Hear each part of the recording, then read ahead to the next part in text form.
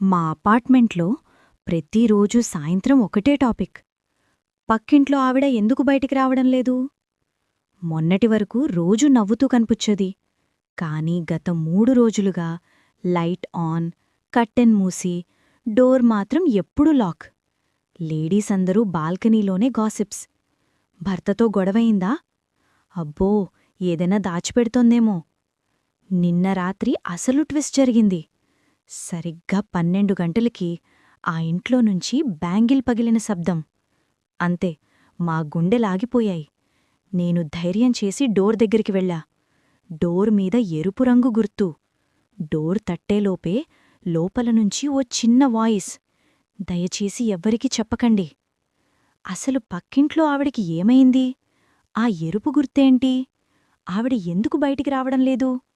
ఇదంతా తెలుసుకోవాలంటే next part తప్పక చూడండి. మా అపార్ట్మెంట్లో ప్రతిరోజూ సాయంత్రం ఒకటే టాపిక్. పక్కింట్లో ఆవిడ ఎందుకు బయటికి రావడం లేదు? మొన్నటి వరకు రోజూ నవ్వుతూ కనిపుచ్చేది.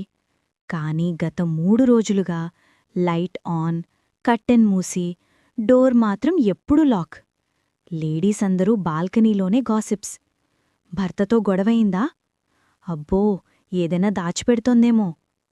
నిన్న రాత్రి అసలు ట్విస్ట్ జరిగింది. సరిగ్గా 12 గంటలకి ఆ ఇంట్లో నుంచి బ్యాంగిల్ పగిలిన శబ్దం. అంతే, మా గుండెలాగిపోయాయి. నేను ధైర్యం చేసి డోర్ దగ్గరికి వెళ్ళా.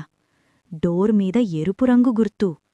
డోర్ తట్టేలోపే లోపలనుంచి ఓ చిన్న వాయిస్, దయచేసి ఎవ్వరికీ చెప్పకండి. అసలు పక్కింట్లో ఆవిడికి ఏమైంది?